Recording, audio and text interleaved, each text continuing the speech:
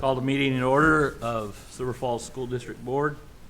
Attendance, we're missing Aaron tonight. He contacted us. That he's out of town. In fact, he's out of the country. Agenda review. Any? I move to approve the agenda as published. Second. It's been moved and seconded to go ahead with the agenda as published. All those in favor, aye. Aye. Opposed, nays? All in favor. Kevin, Laura, you're up. Transportation. I'm like getting it out of the way right. Beginning. Might as well, huh?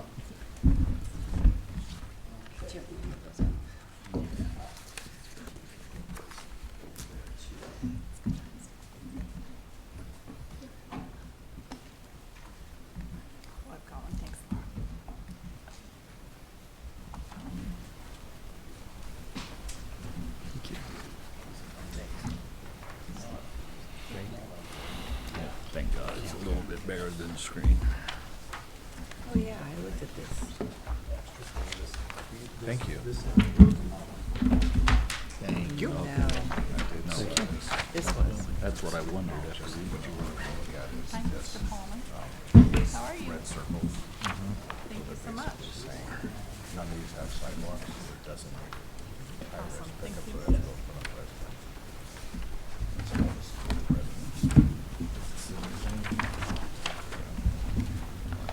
All right. Well, good evening. Good evening. Good evening. You all know Laura Satram, our awesome GM at First Student.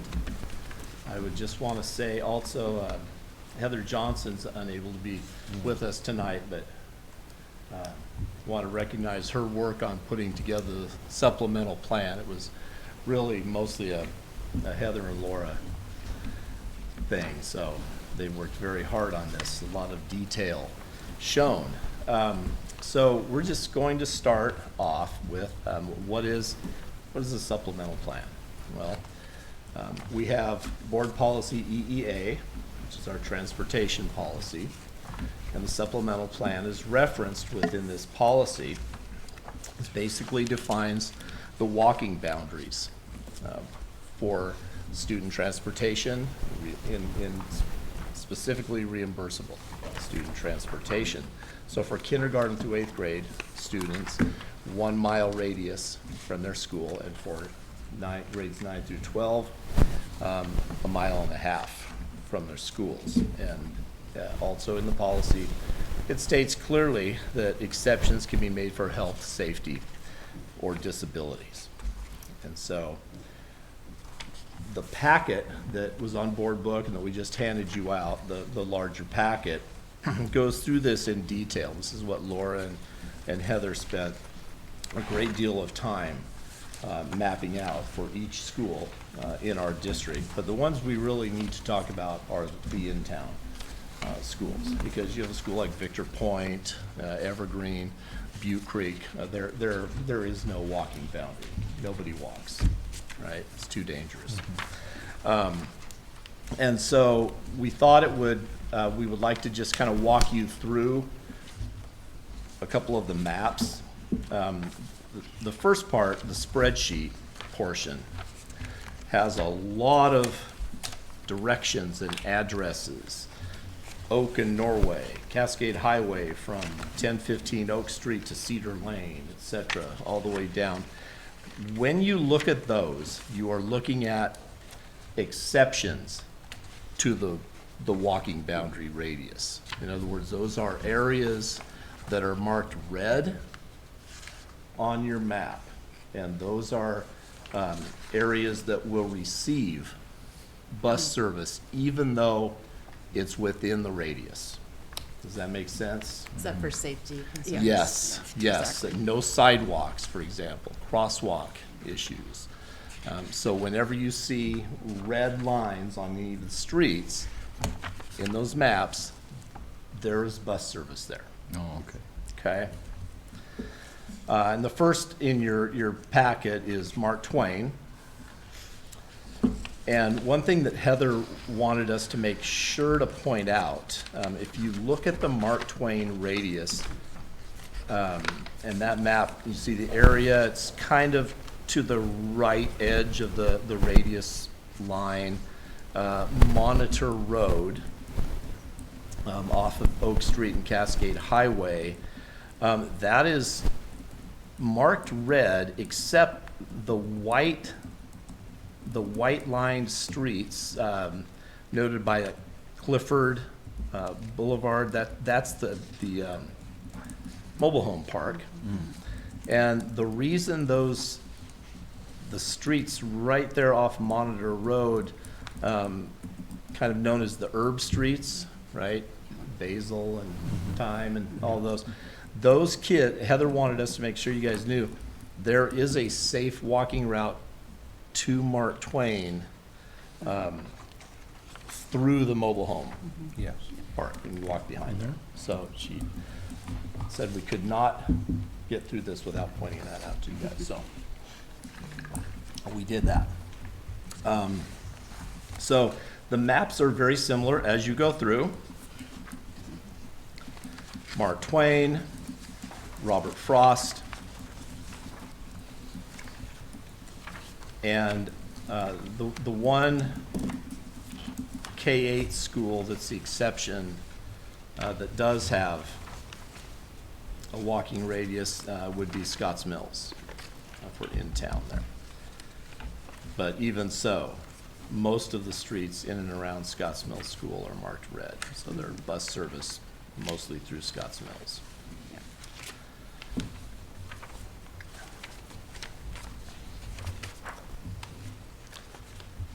So, what does this mean?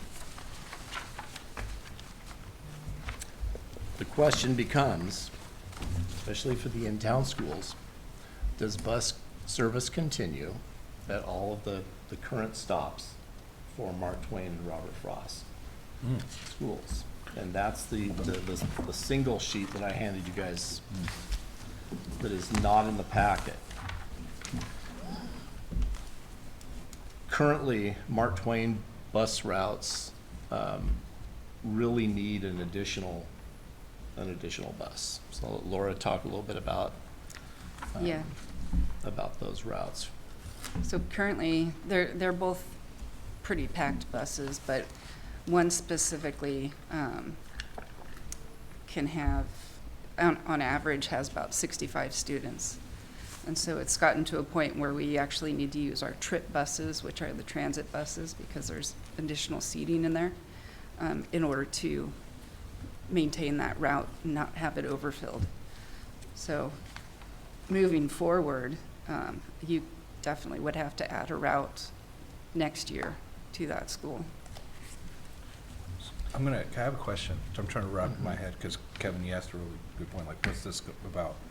So it's essentially, we don't have enough room on the buses for the people that want to get picked up, and probably not enough people are walking that could walk. Right. That's exactly it. There is at least 45 students that are within the walking boundaries that ride from a stop that's a little bit closer to them than the school would be. And those are Mark Twain students. Yes, And then yeah. about 10, a lower number at Robert Frost, about Yeah. 10. Yeah. So within the walking radius in town, no one receives door-to-door service. The bus doesn't stop at any homes, pick the kids up, go right to school and back. These are all pre-established stops, and those are the ones that are listed on your single sheet of paper. There are 9 stops for Mark Twain that are within the walking radius, that would not continue next year, and that's a possible way to go. And then 4 at Robert Frost, one of which at Mocha Delight doesn't currently have any kids No. getting on the bus at. And so that ends up being the question. The walking radius has not been enforced previously, so this would be a change in So our school just to district. clarify, that these on this sheet are currently white or not red on the map, Right, correct? Okay. yeah. And the red that came on the map, how long has that been established? Is this like, we've had this for a long time, Yeah, but it's- we have chosen to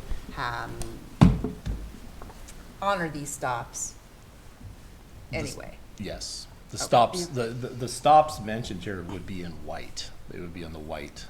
I don't know how long it's been. It's been like what we're running now since before my time, so I don't know how Got it. historic it goes. Sorry, question for you. The number to the right, is that the number of students that are picked up at those locations? Yes, That's the best, okay. Yes. That's the Sorry, we should have pointed that out. consistent number Okay. of students that ride. There's a lot of Mhm. kids riding one day a week and Okay. whatnot that's not including. Yeah. The largest stop kind of being halfway down the Mark Twain list Yep. at Second and Pacific Crest, about 14 kids. Of course, these numbers will change next year, you know, like they would with any bus stops any year. The point is that if we continue to provide service within the walking zone, we would need another bus route for Mark Twain. We just would, and that would be in the neighborhood of about $65,000 to add another bus. And not reimbursable? Right. Correct, yeah. Yeah. That's the key. Yeah, that's the point there. And so that's really it. I mean, that's kind of what we have for you, and that's the point of it, so. I want your opinion, because you've been involved in this way longer than I have. Say we do, say we need, because of finances, because of whatnot, this is something, a service that we cannot provide. We need you guys to really work on walking to school. What kind of pushback do you think we're gonna get? Well, Because obviously, you know, I have a variety of kids of certain ages. My third grader and first grader, not a big deal. My kindergartner, Right. you know? So, I mean, age limits, all that stuff comes into my head for school safety. I mean, I used to live downtown in Silverton, 2nd Street, and I would, you know, bike to Robert Frost every day. And that's just something I think more kids did. I seem to see a little bit less of that now working downtown. I don't know if I'm wrong. No, that's my No. perception too. It's Busier downtown. yeah. I think a lot of families also drive their kids, so that would be another concern that I would have, is that we don't have this bus route, which makes sense financially, but then how many more parents are gonna be driving their kids to school and clogging up the drop-off Right. and pick-up? I mean, Yeah. Yeah. and that's not our primary concern, I don't think, but it's just something that Yeah. probably Kind could of happen. unknown, right? Yeah. I mean, and it's hard to say, and you're not incorrect, Josh. I think, you know, we live in a different time as well. You know, when I was running all over Silverton, we Oh, walked yeah. the rotor bikes everywhere, Me you neither. know. Me too.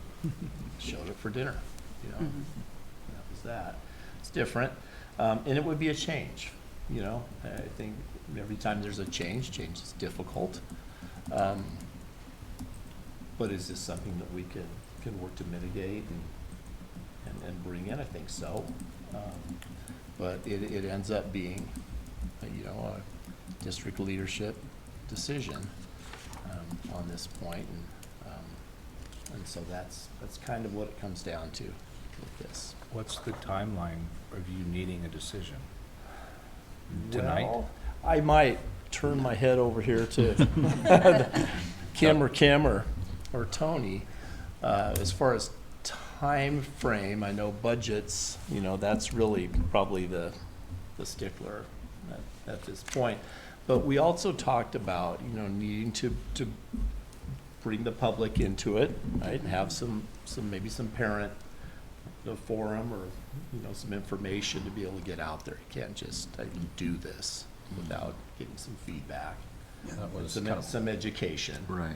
Yeah, for folks. I can comment on this if you want.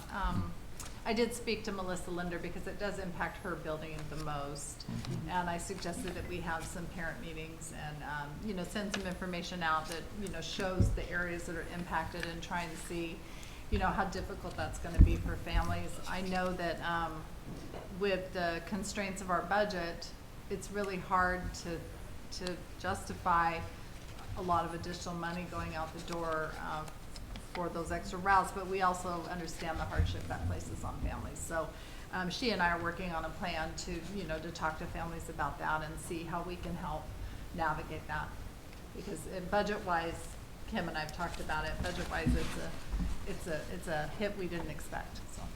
Yeah. To me, the budget seems to weigh more in my assessment, but I am, you know, concerned about that as well. I know that there have been, talk of like, walking buses, and I don't know if community support, you know, it's not something that would be on our purview, but it would be something that would be nice to have out there as a consideration. And just walking, promoting walking in general. I mean, my kid's walked to school since he was first grade, and I think it's great, a lot of responsibility.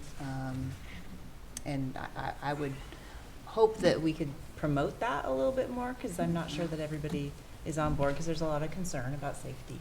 Yeah. I guess one question I have, and I think you touched on it, so right now we're maxed out with the current bus that we have, correct? Yeah, Okay. pretty much. So if let's say for next year, the same number of students chose to ride, will we still need to add? Because kind of what I'm getting at is, if we're not 100% sure where the numbers are going to be, and we add another route in, but our numbers are, 4 or 5 less, and we're kind of under that cap. Yeah. The problem is that throughout the year, there's constantly new kids coming on. So if we had additional kids, that needed to ride the bus, we wouldn't have space for them. I guess also what we're getting at is they really could use another bus now. Yeah, You know, yeah, yeah. I It's mean, pretty, they're pretty crowded, pretty Well, low. and I appreciate that candor, like, I just need to know what the problem is. What are the possible consequences of anything like, so it sounds like they're already at maxed now. yeah. Yes.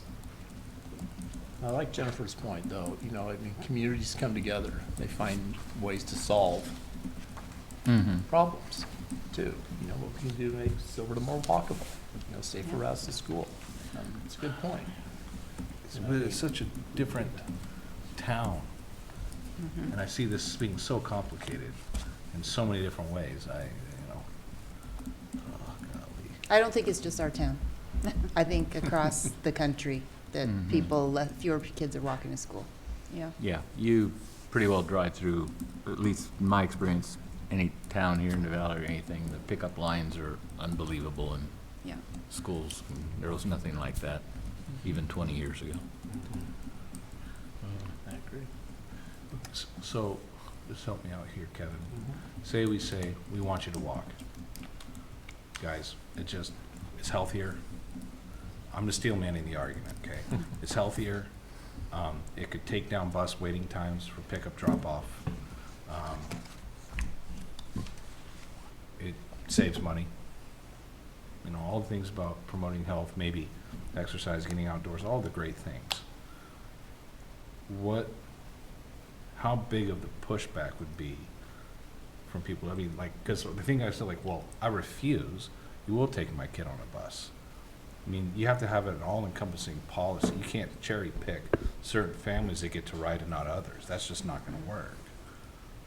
So, I guess what I'm saying is, if we say no, we're going to walk. Are somebody going to make an argument about not taking their kids' safety as being worth $65,000?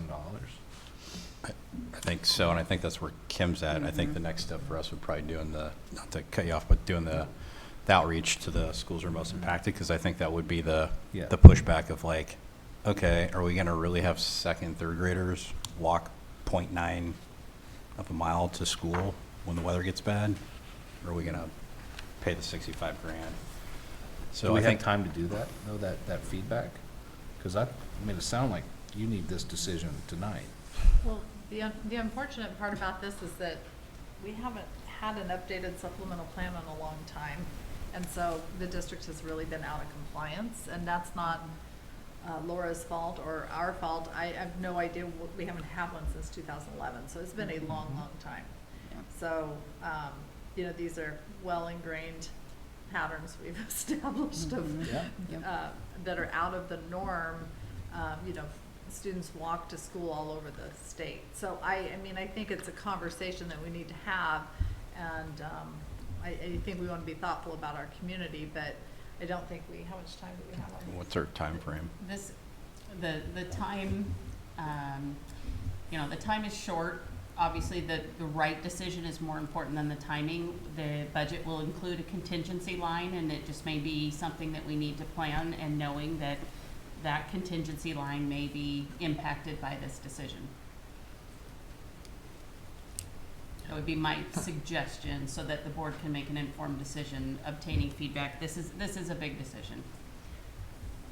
Just to piggyback on what Josh mentioned, you know, if we move forward and say, well, we're gonna stick to the map, I would wanna really make sure that the maps are super accurate and, you know, that we're being careful about applying the standard. Because I think his point is well taken, concerning that aspect. Yeah, absolutely. Yeah. And that's fine, yeah, that's fair. You know, I know Laura and Heather have taken a fine-tooth Yeah. comb Yep. to Oh. these, over and over, made adjustments and you know, and so maybe there are a few more to make. Well, no, And I no, can it's- tell, I can it's- tell a lot of work's gone No, a lot. into this. It's just that I think Yeah. we wanna be confident, you Yeah. know? Sure. Uh-huh, everything's safe. absolutely. Yeah. Absolutely. I appreciate the efforts that went into this and trying to, you know, and looking at where it makes sense and doesn't make sense for kids to be walking as far as from because most of these are because of safety issues, Yep. which is, should be, you know, a concern. Mm-hmm. This is really a tough position, because I know the law is we don't get, if we do the extra route, we get no reimbursement for that extra route from the government, correct? I mean, the bigger government than us. At the same time, I'm sitting here, I'm looking at this map and I'm trying to visualize a student from Southwater up by Coons, a primary kid, navigating that to Mark Twain realistically. And that doesn't, I mean, like a couple of you, I grew up in this town and I walked this distance, but when I walked it to Mark Twain, it was a middle school. I mean, it was a, Right, it was a GI. middle school. And I walked it from James Street there, but Yeah. I was 5th, 6th, 7th, and 8th grade, and that's a whole lot different than a K3 kid doing. Yeah. Yeah, Definitely. it would have been Eugene Field. Yeah, that, Downtown yeah, is that where was, you would have yeah, been walking yeah, to we walked as a kindergarten young- there. As a and young stuff. child. But it's the older child that was going to Yeah. Mark Twain. Of course, I knew every backyard and shortcut between the two places. But yeah, you're looking at, you know, basically out South. But, Coons but Street just or trying to Adams Street. visualize, thinking, especially in climate weather and everything, I mean, what price do we put on it? So I wanna- Primary kid, that's a pretty good jaunt. But is that one of the routes that's on this list? No, Well, that's it's the- white, it's all in white So they're here. currently not getting bused? They currently are. They They go- currently are. What That's- stop would it be? And that area actually is Robert Frost boundaries, so Yeah. there's. That would be the marked- library. Yeah, so that Southwater area is Robert Frost school boundaries. Oh, so that crosses So- over on the Yeah. map. So that was my question. Oh, So okay. on top of because these maps are so nice. Yeah. But what it doesn't incorporate on top of them is where Boundaries. Robert Frost's Yep. boundary is Okay. with where Mark Twain is. Well, and Yeah. I don't So have the guess my Robert Frost question one on- here, I guess based I on do where those online. zones are drawn Mhm. is it an entire school policy or just, you know, like which of those routes? That would like help me, I get, because the point, I didn't even really think about it. Because Right. if I remember right, is Pioneer part of Robert Frost? I don't remember. Pioneer is part of Robert Frost. Okay. Yep. So that's, I get that kind of clarification on some of these routes. But Yeah. like Coon Street and Adams Street, is that Robert Frost also? Yes. Oh, okay. Yeah, Southwater. So Okay. that's I'm the- trying to that find the library maps stuff. here, Oh, because I okay. know they're on our website. Okay. But we could go in and Yeah, we tune can- these maps up with the boundaries. Yeah. to label. Yeah, these are helpful. If on For top sure. of it, just had That like would the be school great. boundaries, Yeah. But we can do Sure that. thing. Well, I like what Kim said, that there's a contingency that's gonna be built in. I think hearing from the public will be important. And the outreach, of course. I really appreciate you Yeah. taking initiative on plans for that. Yeah, we will, we talked about that. Yeah. So we'll follow through with that. My view is, we need time and to hear from our parents at these schools. Absolutely. But what also, Kim Kellison said too, that is absolute is, this isn't just a Silverton thing. This is, these radiuses are not defined by Silver Falls School District. These are ODE, and they're really not even just Oregon. I mean, this is typical. It's that it's a change. Mm-hmm. When we lived in Springfield, my youngest went to the elementary building was less than a mile from our house. The middle school was not. So she would have had to walk, and my other kid, that one was like, the middle school was further away from our house, so it wasn't within walking distance. So I just took them both that, she really should have been a walker to that. They both walked to that elementary building. I am a little bit concerned that the maps are reviewed really carefully, and I know you guys have gone through them, but I'm just looking at, since I've done a lot of work up off of Steelhammer, and I'm looking at Crestview and JC Loop there, and then Sweden Circle, and I see Sweden Circle off of Oak Street is in red, but yet JC Loop is in white, and they're connected with a pedestrian pathway that was put in when JC Loop was put in. So those neighborhoods, there's a 8-foot sidewalk between those two neighborhoods.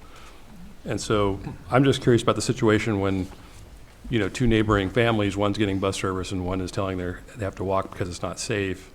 And then I look at Crestview, and I don't know how they access a safe route to school when they basically only have access to Steelhammer, which is all red. So the Steelhammer, there's a stop at Steelhammer and Jay-Z. Oh, there is a stop there, okay. And then at Crestview as well. Yeah, so they'd come out to Steelhammer for a bus.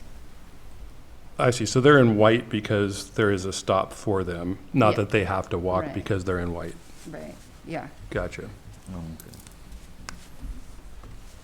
I was confused on Oak Street because I drive that every day to get into town. It's like, why is that red? Well, it's because on that side between Oaks Market down to essentially, I think it's Norway, but there is no sidewalk right there for like 20 feet. Yep. So I can see why, even though there's sidewalks on both sides, that little gap right up to the top of Church Street to like that little driveway, there is no sidewalk. So that's why there's, so I'm like, I was processing, like, there's sidewalks. I'm like, no, not for like 20 feet. Yep, exactly. But we can go back in and mark those as well. Yeah. Yeah, I might have just Prior to- misunderstood kind of how the map worked, but that explanation helped. Yeah.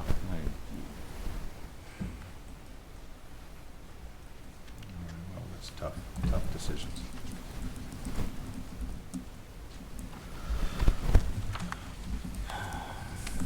So then I guess, Well, and just to summarize too, that we've been over-serving for Right. a long Mhm. time. Right. Yeah.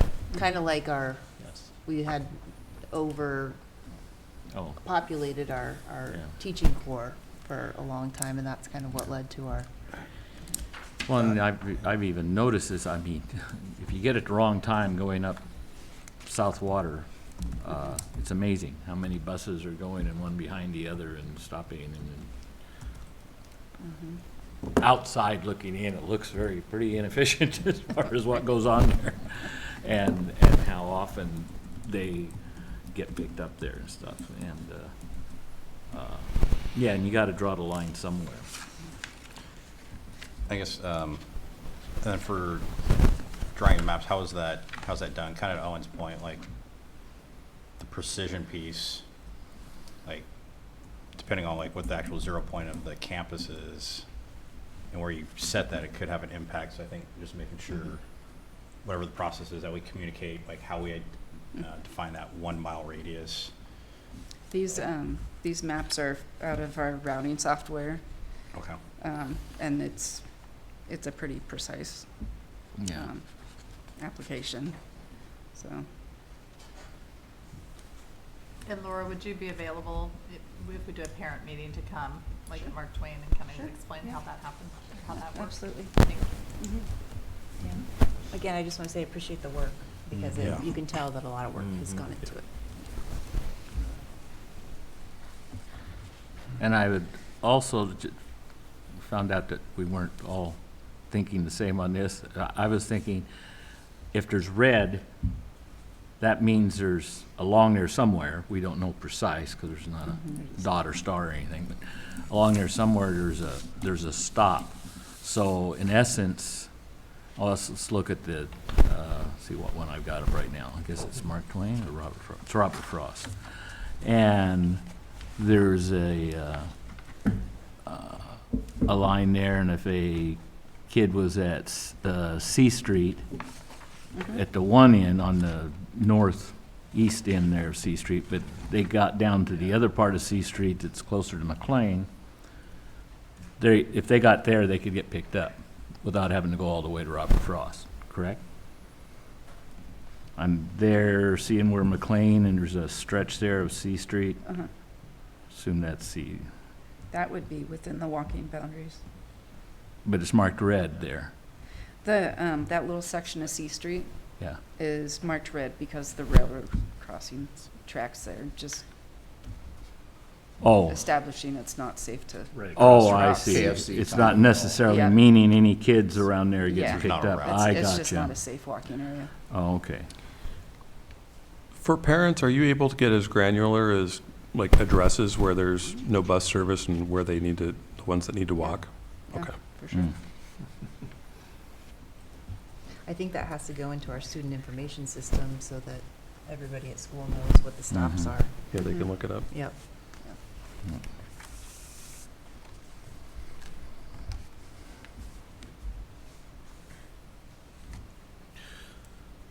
Is there an action plan on this later tonight, Chair, or is this No, still?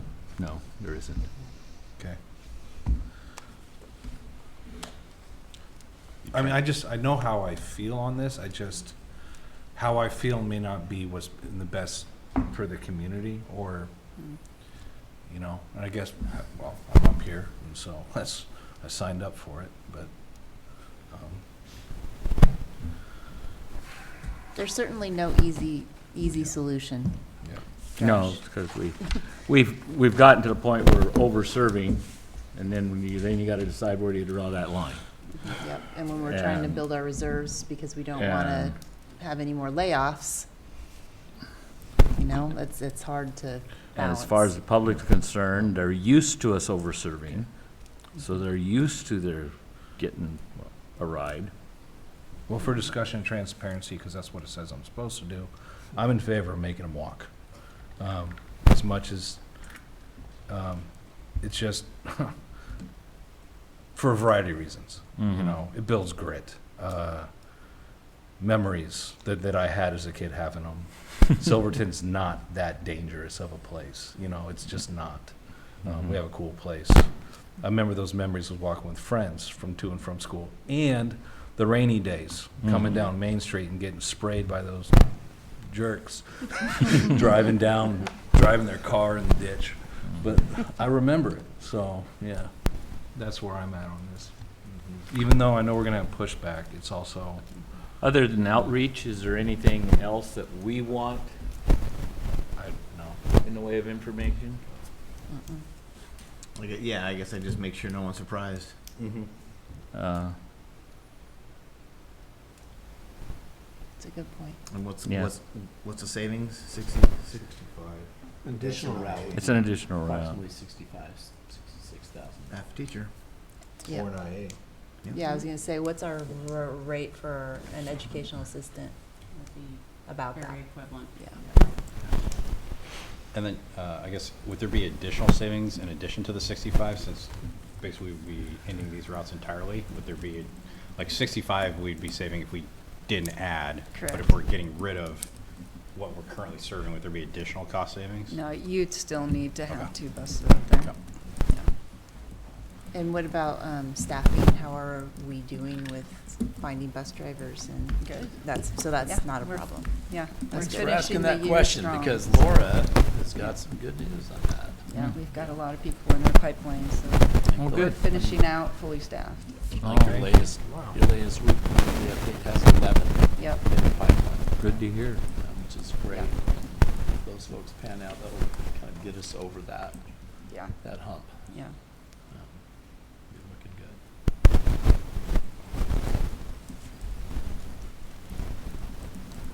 We'll pass our things Okay. on to Heather as well. Okay. Thank you. Yeah. We will will. do. I think she might be watching. Yeah, Sure. should be. Not sure. Do we have any other questions for Laura or Kevin? Okay. Thank you both. Thank you Yeah, very much. thank you, Kevin. You're No problem. welcome. Thank you. Thanks for, I can't only imagine how much work went into this. Yep. Yeah, it looks like a lot.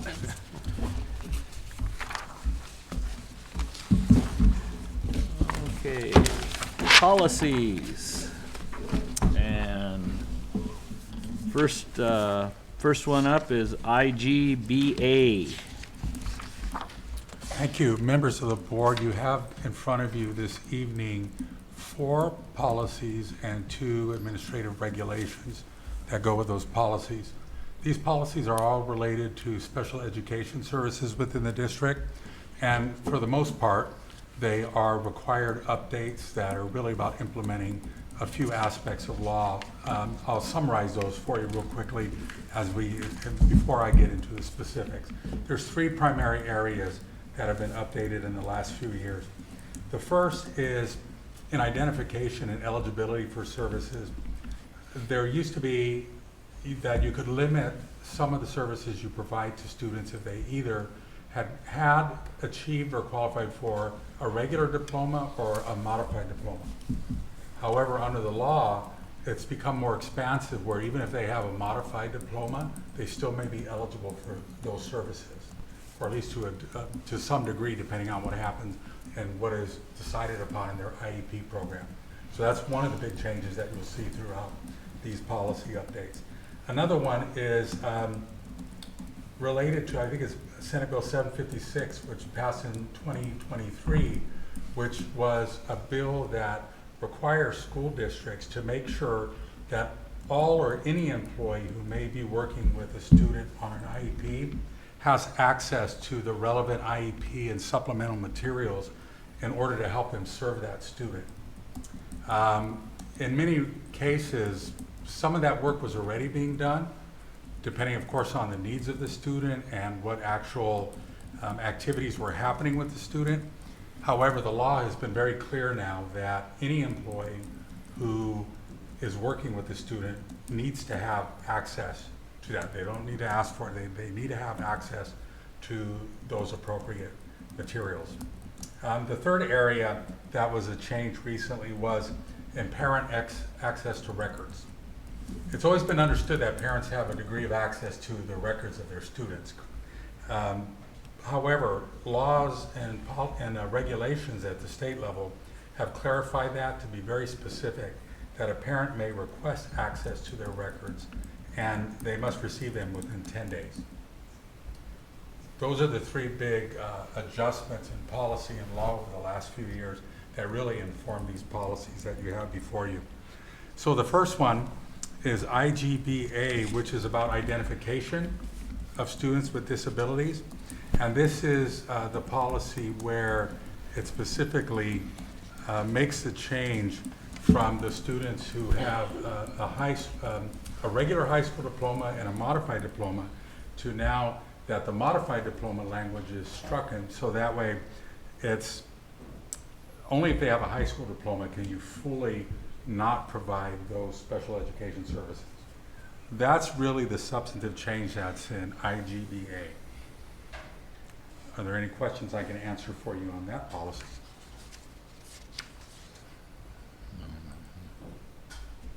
Anyone? Okay. Sounds like next one, Tony? Ready for the next one? Yeah. All right, I just want to make sure. Okay, the second one is IGBAF, and that policy there is really no change at all. The reason why it's here for you is that it was reaffirmed in 2023, but there wasn't any substantial changes in it from the previous timing, which was, I think, way back in 2012. So that's just a reaffirmation of a policy you have here Tony, the only thing I saw in that, it may not be a material add or need, but in the first paragraph, it mentions one or both parents are present.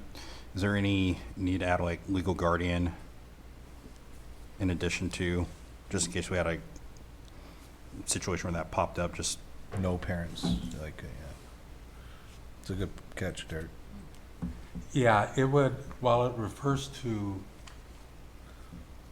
parents, it would include any legal guardian? as natural well? guardian Okay. who would, I mean, and that part is by law, which, you know, it is interesting that they didn't put that in here, but Right. the law would supersede any policy that there was. So any individual who has basically legal guardianship would have the same rights Perfect. in special education services. Okay. And just for clarification for you, Tony, for asking, I spent probably like 15 minutes talking to Brandon last week with the questions I had, so everything got clarified with Okay. him, so. Thank you. All righty. No other questions, I'll move on to the next one, which is the administrative regulation that goes with policy IGBAF. And that administrative regulation gets very specifically into the IEP, the Individualized Education Program. And it talks about the requirements for the district to implement those programs and the procedures that are put into an IEP, and also some of the requirements that are part of an IEP. This administrative regulation is where you particularly see that language from the Senate bill that I mentioned, Right. which lists that all the employees who have direct access or may have access to supporting the student have the ability to see that information on IEPs or any other relevant information that allows them to provide the services. So that's what you see as the primary change in that administrative regulation. And we believe that's important for employees to have that. Right. Yeah. Oh, yeah, anybody working with them. And obviously, all the COVID stuff goes out. Okay. Yep. Moving on to IGBAG, which is a policy that is, provides procedural safeguards for the students with disabilities and their plans. In this policy here, it provides a list of the different things that we need to make sure that we're providing. Of course, access to records, written notice of any decisions that we make, independent evaluations, placement of students and whatnot. And here again, in this policy, the changes include one, it actually spells out what FAPE is. Most people in education know FAPE is the free and appropriate public education, but it just really spells that out. And then, of course, again, it has, in this case, it has the language related to the third provision I mentioned, which is the guaranteed right to access to records by parents or guardians within the 10 days. So those are the big changes in that regulation. Any questions I can answer for you on that? Well, only one I have probably can't even be answered, and that was on number 4, prior written notice of proposed district actions, and what encompasses those actions. I mean, what defines an action? I just found that kind of interesting. I think Yeah. if there is the I mean- chance that a student's program would be changed, that has Is to that- be in a prior Is that- written notice. I mean, I figured that's what's implied from Mhm. my practice as a teacher and everything, but I thought it's kind of weirdly, Yeah, there are a whole list of the different actions that a district may take, in which case that notification has to be there, and then therefore any relevant documentation that would be used to help make those decisions, Yeah. right? Everything from early identification all the way through the point in time which you may remove a particular service, yeah, and everything in between. yeah. So this administrative regulation really just clarifies that that's always an opportunity and a right of those who are guardians of students with disabilities. Right. Okay. The next policy is IGBAG, which is specific to the free and appropriate public education. And in this policy, the big change goes back to that first legal change that I mentioned, which was the removal of modified diplomas is one way that you can sometimes limit the services provided to students. So that one just picks up on that provision in the law as well. And just to clarify, so if a student is on a modified diploma, in the past, they may have been not given those transition services, but now they're required to have that as one of the options. Yeah, Okay. and there may have been, as part of the discussions, even if before, if there was somebody on a modified diploma, there could have been some discussions and reasons why that they still may have been on an IEP, right? Because a modified diploma looks at the particular reasons why they can't benefit from the regular requirements of the standard high school diploma. But what this change really spells out is that in itself, that you're attaining a modified high school diploma does not prohibit you from receiving or even a parent asking to have an evaluation based on a disability. So that's what that policy changes. Okay. Okay, and the last one is the regulation that goes with that policy. And here again, too, it's a fairly lengthy one, but it really, again, just provides the information on how we make sure we're implementing FAPE. Right. And in this policy, in this administrative regulation, there really is no changes to it, because the way it's written, it automatically assumes that any of the provisions that would allow you to get those services are discussed in here. So even though it doesn't get into a lot of specifics about the modified diploma, it picks it up by reference. Okay. And those are basically the policy updates. So again, there are a lot of legal requirements here. There's not Right. much that is substantive, not really any information in these policies or regulations that we have what we would call more discretion to add clauses to or changes to. So these will come before you, in the next meeting, the second read, and then hopefully down Yeah. the road as an approval. Yeah. Yeah, I propose that since we had this published twice, these first readings, and then we delayed them, public has had plenty of time. We've had plenty of time to digest them. We've answered our questions so that we can, at our next regular meeting, at the second reading, we'll get an opportunity to discuss if there's anything last minute, but that we just go ahead and make it adoption on the second read. We'll Makes make sense sure to me. the Okay. agenda has as a possible adoption. Yeah. I think the most important point is that it's been published 3 times. Right, right. Yeah. Thank you. Okay, thank you, Tony. Okay, and then we have Kim Dowd, the Oh, committee Beth- handbook, am I correct? Bethany. Oh, no, my bad, yep, thank you. I missed it there. Bethany Charter, new gymnasium, Brian Rose.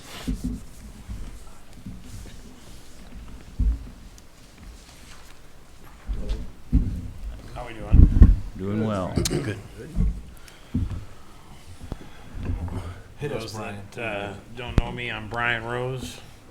I'm Will Posgate. I'm the president of the Bethany Board. I've got a junior in the high school. I've got an 8th grader at the middle school, and both of them went to Bethany. You've got more than I have. I've got 2 kids currently in high school and 1 at Bethany Charter there. And so what we're coming before you guys to talk about, we're wanting to pursue putting up a new gymnasium at the Bethany Charter. Our gym is just not up to par. I don't know that it ever was, even when it was first built. It wasn't. You guys probably remember that. So we managed to save about $1 million, and we're not sure that would cover the entire gym, but we're hoping to kind of get the bones up and then kind of go from there as far as the rest of it. And so I guess what we're after is just kind of permission from you guys to proceed with going for a gym, I guess. Yeah, something we've budgeted conservatively for 20 years to save this money, and it's been a dream of ours for a long time. Won't cost you anything, so in my opinion, it's a pretty simple decision. We just want your blessing on it, and and to move forward. It's embarrassing right now when the kids play, because in order to serve the volleyball, you have to be up against the wall, and it's kind of dangerous in some ways, but, Oh, I coached in that gym 11 years. I'm very familiar with the gym. I don't need to tell you I played in that gym. that. Yeah? Yeah, so.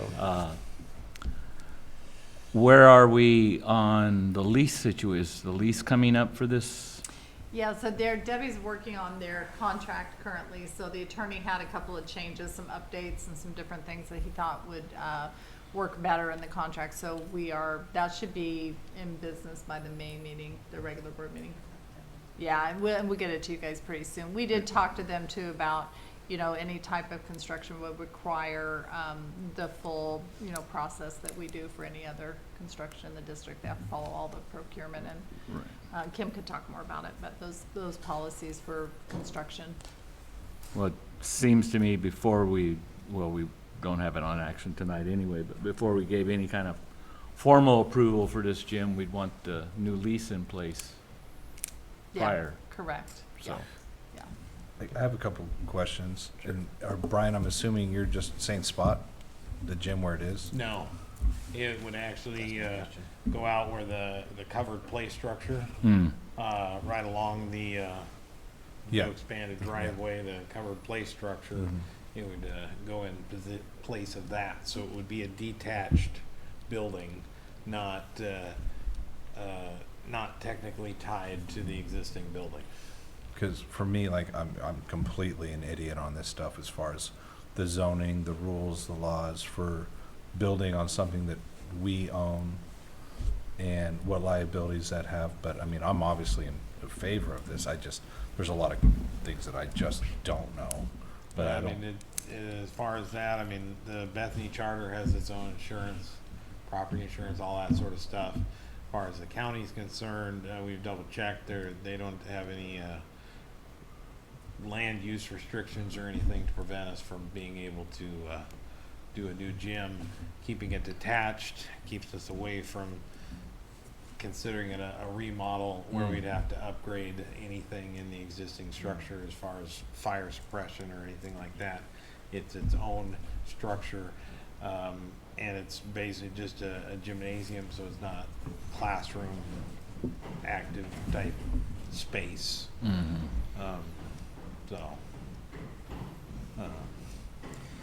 And Got any plans for the old gym?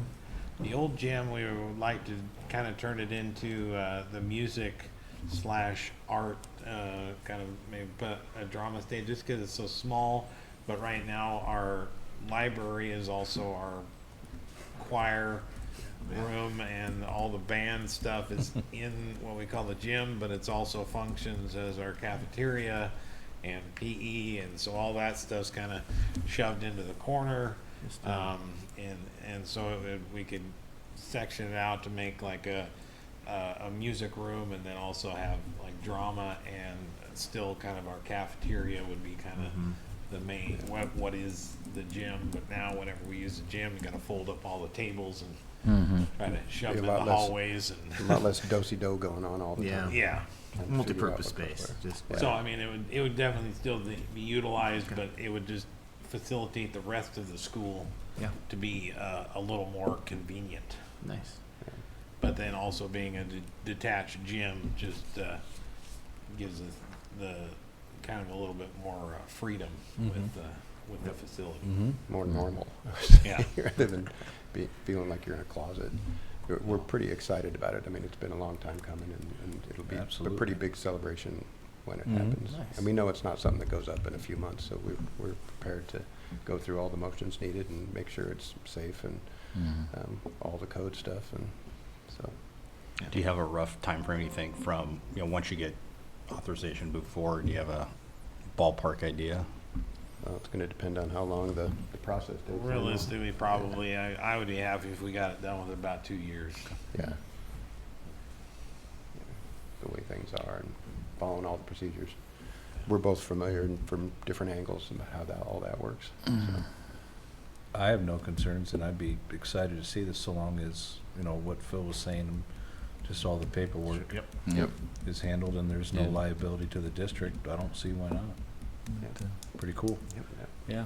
I think so. As you mentioned, it's been a long time coming. Yeah.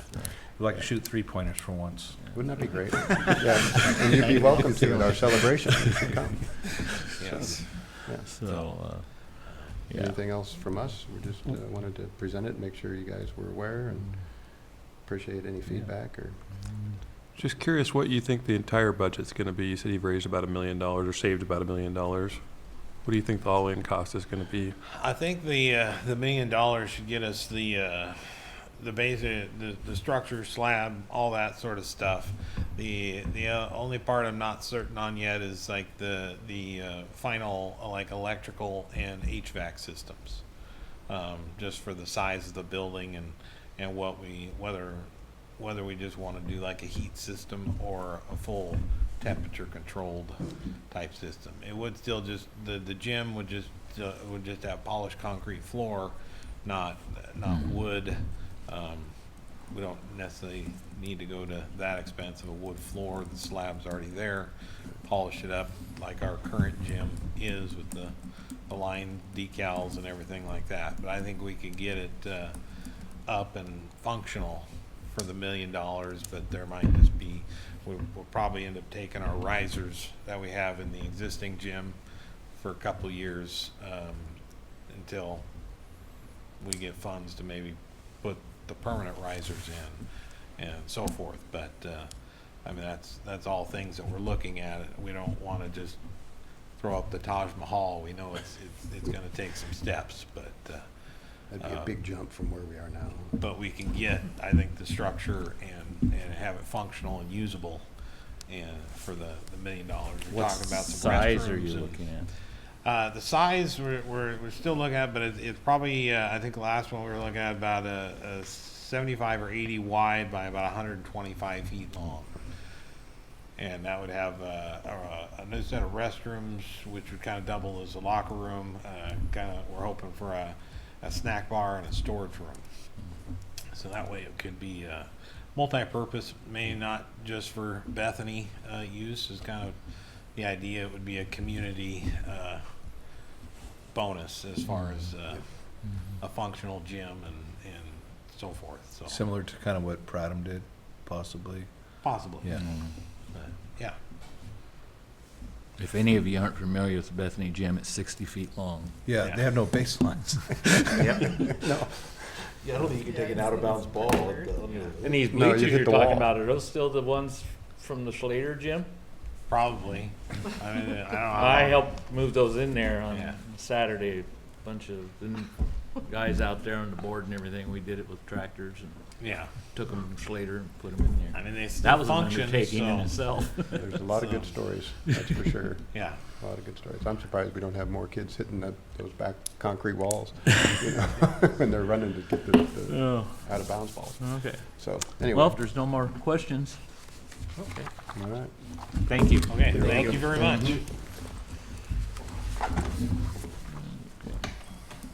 And I appreciate what you guys do, spending your time Thank doing you. this. Thank you. Thank you. Thank you. Thank you, yeah.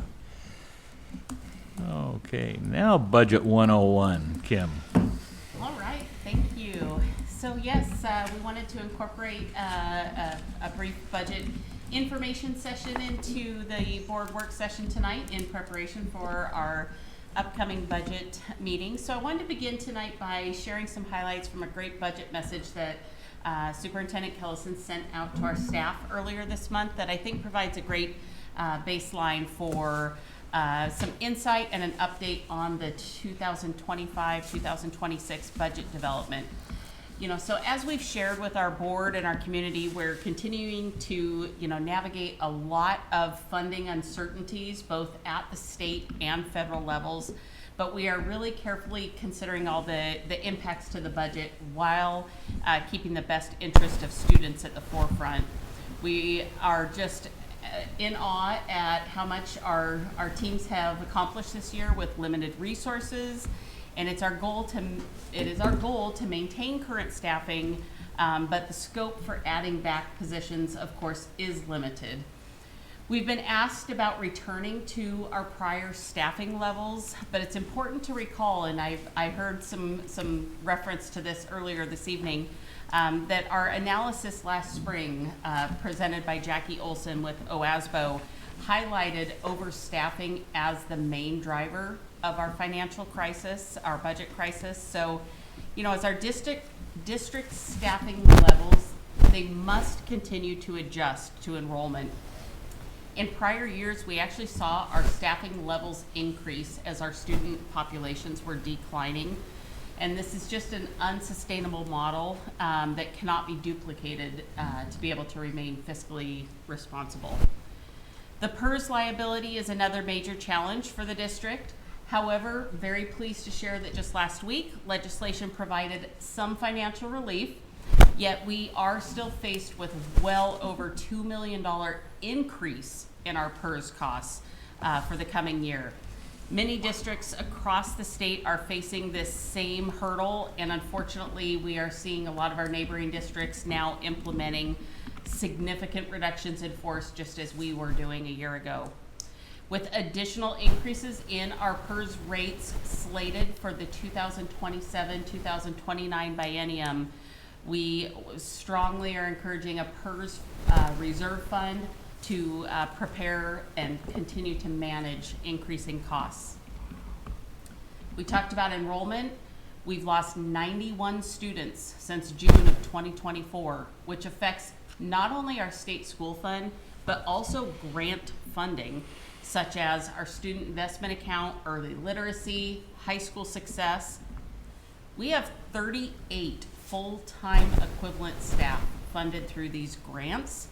And so with very, very slight increases in those grant allocations due to our funding, our enrollment changes, those slight increases in allocations are much less than the projected increase in those staffing costs.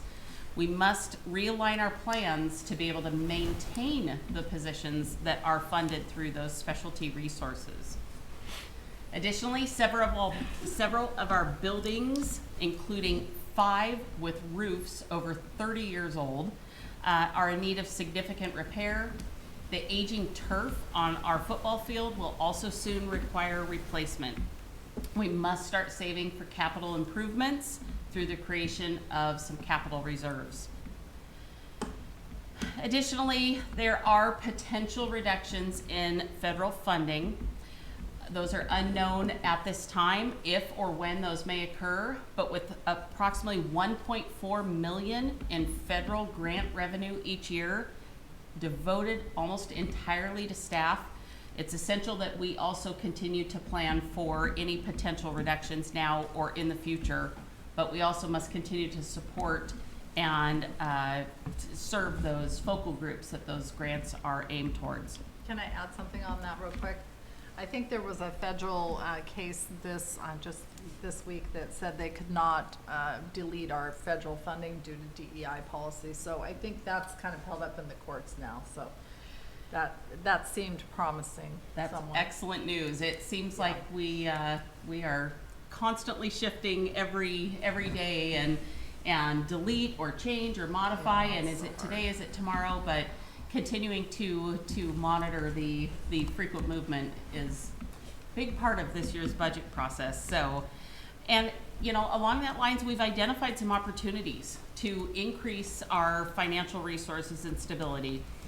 Early literacy funding is a priority for the governor, and the governor's recommended budget includes a proposed increase. We're very hopeful that that will be approved by the legislature. However, this may remain unknown until well after our budget is approved and adopted. We are also relocating our community transition program back onto district property, saving $36,000 in lease fees, as well as additional costs that are related to managing multiple properties.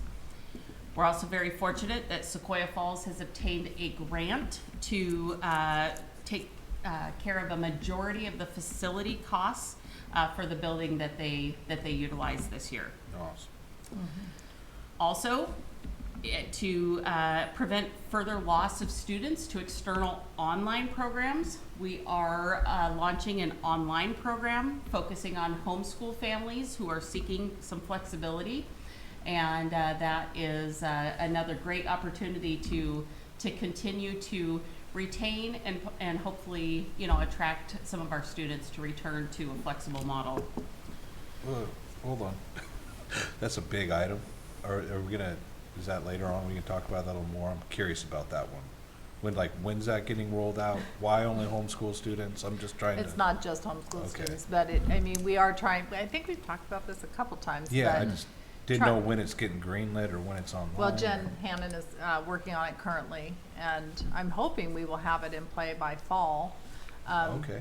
Yeah, it is, it's something that we need to do. We get kids that go out of our system all the time to Yeah. go to online education. And because we don't have anything to offer in the district, we can't cap that number. So normally a superintendent could say at 3%, I'm not gonna allow any more kids to go out.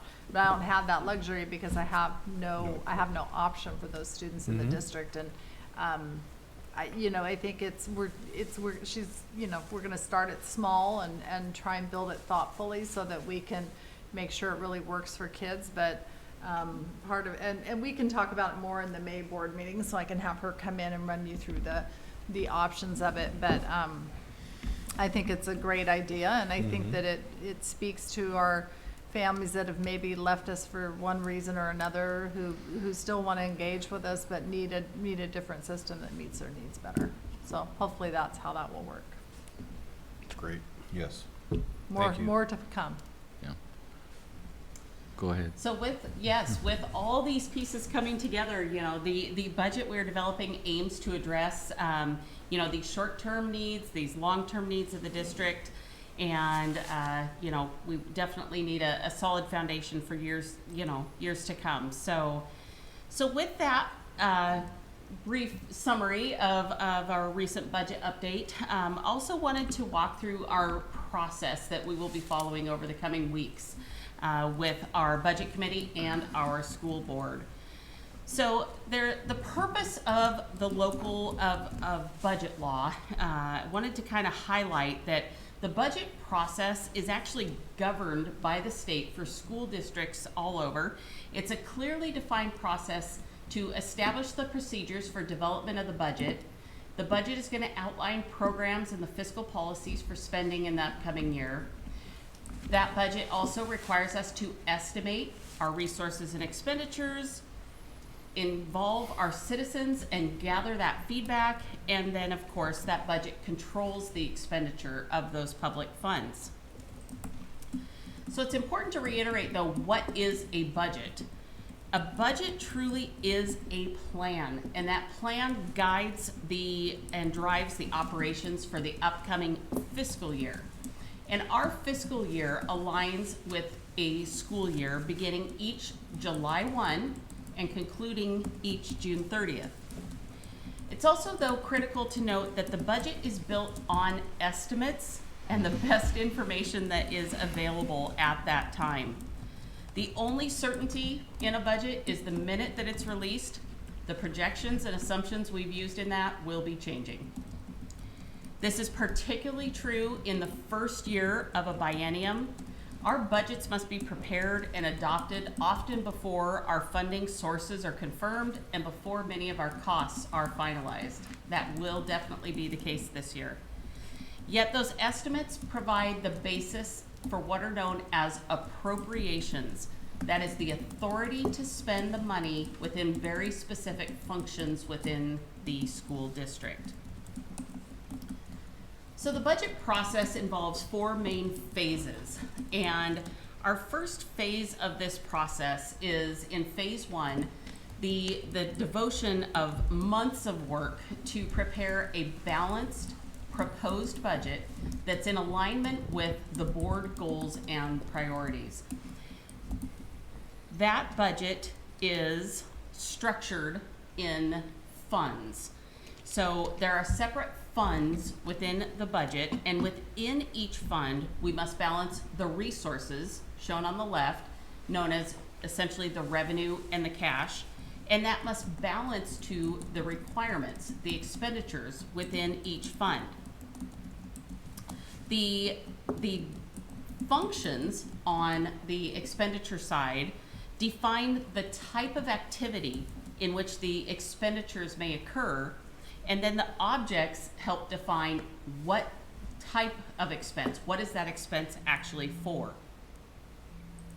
Of those functions, Oregon Department of Education defines functions for districts statewide. This allows comparisons district to district where those public dollars are being spent. So within each fund, the appropriations, the authorization to spend the funds, are authorized at each of these what we call parent functions.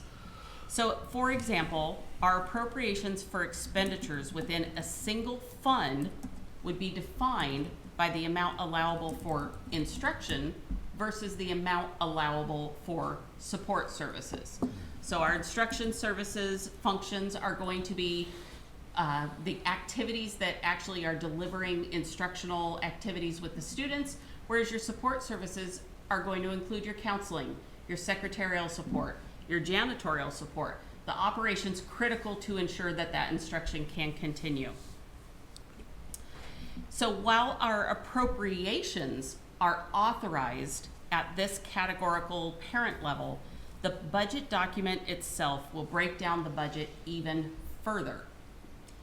On the expense side, your budget document is going to outline a fund, and then a function, and then an object, line by line within that budget document.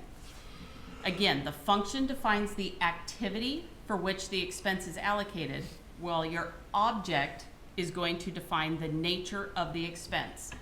So in this example as shown on the right, one single line in the budget document is going to indicate both a dollar amount and the amount of staffing within, in this example, Fund 100, which is our general fund, for the function of 1111, which defines that that expense is for the instructional activities of kindergarten through 5th grade students, and then an object of 100, which is specific to salary costs. This would then be followed by an additional line for, again, instructional activities for kindergarten through 5th grade to different types of expenses, such as the 200 object, which represents payroll taxes and benefits, the 300 objects, which represent service contracts, the 400 objects, which represent supplies and materials, and so on. So the budget document, that proposed budget document that outlines each of these breakdowns, is then brought to the budget committee, and they receive and approve the proposed budget. In that phase, the role of the budget committee is to first receive that budget document. The budget document is a public document that is made available to both the budget committee, the school board, and the public at large to inspect and review. The next step is that the budget committee will hear the budget message that will be provided to you by your superintendent, and it explains the budget document, outlines any major changes since the prior year, and is a critical component of the budget itself. Again, another critical piece is to hear and consider public comment on the budget itself. It is a very defined process in how we make sure our stakeholders are notified about the budget committee meetings and ensure that everyone is allowed to provide feedback on that proposed budget for the budget committee to consider. The budget committee discusses and reviews the proposed budget, and then will approve the budget either as proposed or if there are revisions. There are certain things that budget committees can revise, and there are others that cannot. For instance, a budget committee cannot propose a revision to salary schedules or certain pieces. However, the budget committee can question the revenue sources or the resources and determine if those are in alignment with the proposed budget. And then Also of critical importance, the Budget Committee will approve the property tax levy, which is the amount that is levied on all of our property tax statements to fulfill our general obligation debts. After the approval of the proposed budget by the Budget Committee, the approved budget then is taken to the school board for adoption. That adoption requires, again, another public notice, again, public comment, and that adoption must occur on or before June 30th. And there must be a resolution to adopt the budget, make the appropriations, authorizing those expenditures to begin July 1, and impose the tax levy. For this year, our budget calendar includes our first Budget Committee meeting on Tuesday, May 13th. A second Budget Committee meeting is scheduled for Thursday, May 22nd. In some districts, and as happened here last year, the budget was approved at Budget Committee meeting number 1. However, we always make sure to have at least 2 scheduled, and with the goal of having an approved budget ready for presentation to the school board at the budget hearing on June 9th. And in closing, after the adoption, there is a phase 4 after that budget is adopted, and this budgets need to not be shelved and let sit idle. Budgets must be adapted as resources change. Should we receive additional funding through various sources next year, a supplemental budget is required to provide the appropriations, the spending authority to actually utilize those additional revenues. So changes after adoption may occur if supplemental budgets are needed. So with that, we want to thank our Budget Committee for being willing to serve this year. There's a lot of details that go into that. We have posted onto BoardBook for all of our community to see a handbook, a Budget Committee handbook that Oregon School Board Association puts out. It's a very thorough document that outlines what can and cannot be done inside or outside Budget Committee meetings. For example, Budget Committee members cannot get together and discuss the budget document outside of public meetings. This is a transparent process in which our community is invited to make sure they are attending and providing feedback to ensure that we're in compliance with local budget law. And we really look forward to this process and developing a sustainable budget for the coming school year. Okay. Thank you, Kim. So any questions or clarifications on that process? Anyone? I have a question, not on the process, and just a thank you to everyone putting in time for the Budget Committee. I think it was very, very early on in your update, you mentioned, I think it was Sequoia Falls secured a grant for facilities. Can you speak a little bit more about that? Is that something we might be able to capitalize on for any of our other facilities? So this is a grant specific to the priorities and programs that Sequoia Falls aims to serve. It will be utilized for a number of different pieces, but ensuring that they have that facility available to meet the needs outlined in this grant. Jen Hannon wrote an incredible, it was a very complex grant application, and as we know, she's very talented in the work that she does. So that is specific to the service model that Sequoia Falls provides to serve a very specific focal group. Thank you. Sorry. Willamette Health Council was the source of the grant. They offer $100,000 grants every year as well as $25,000 micro grants. They're very supportive. So I would, to answer the question there, it's a really good grant source, and they offer multiple grants annually that not just Sequoia can plug into. Yeah, they actually have I just was talking to somebody about this from the ESD. They have a grant that we could do for like staff wellness that I was going to put in. So, yeah, there are some other options too, but this one that she got was one of the larger grants, and it is specific It's to the- that program. yes. That's She great. did attain this $100,000 through that Willamette Health Council grant, and yeah, it's just a great asset to be able to continue that program and reach some very, students and families in need. Yeah, it's wonderful. Good Thank news. you. Yeah. Thank you. Thank you. Okay. Kim Kellison, Integrated Plan. Look at the clicker exchange. Thank you.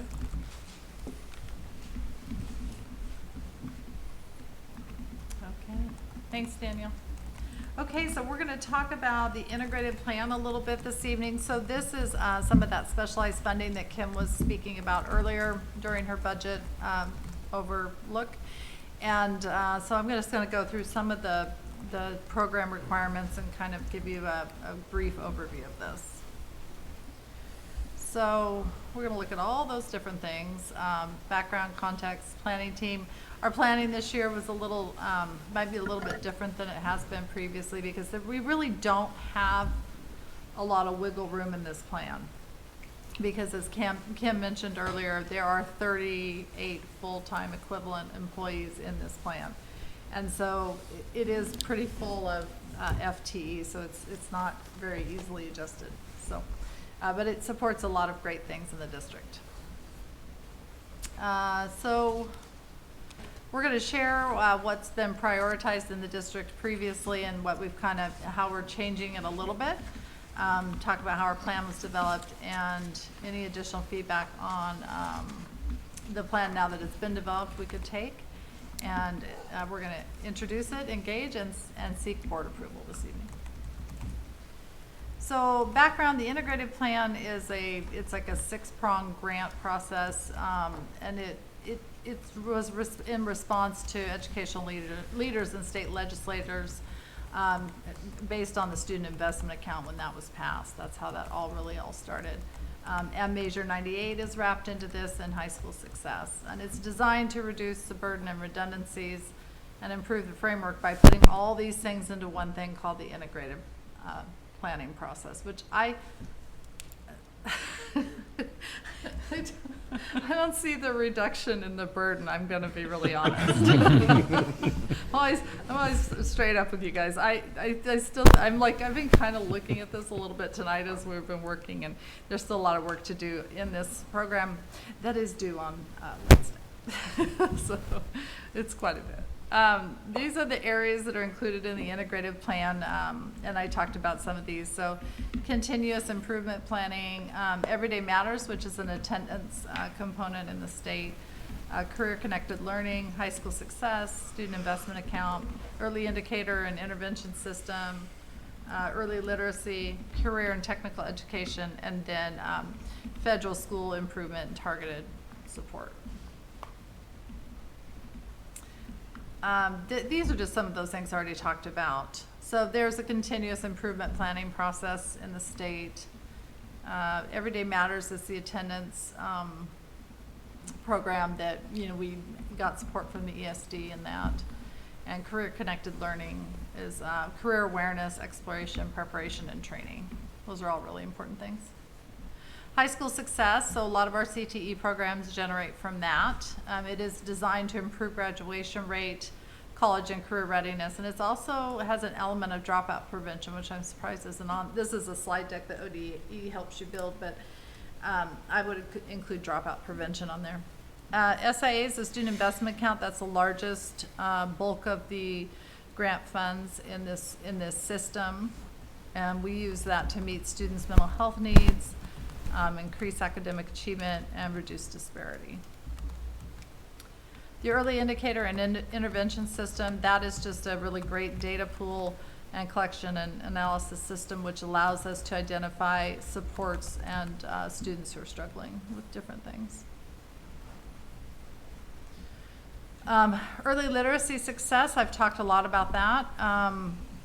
And we actually, the changes in this plan are related mostly to early literacy because we really are gonna be able to concentrate on that area. So the governor, even though the grant allocation right now shows $232,000, I think, it's supposed to go up to about 480. And so currently, our plan doesn't really balance in a couple places. It's short, and I'll talk about that a little bit. But I think we can adjust a few things and move some things into early literacy, which I think will help us balance the budget in this area.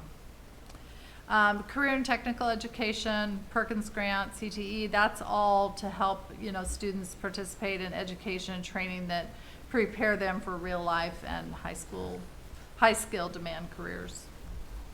And then federal school improvement, that's required by the federal government. So we had a lot of people work on this year. This is just a smattering of them. We did a couple meetings with CTE people in the high school. So Kirsten Barnes, we met with her directly. And then we had a larger scale meeting with some other teachers. Towery was there.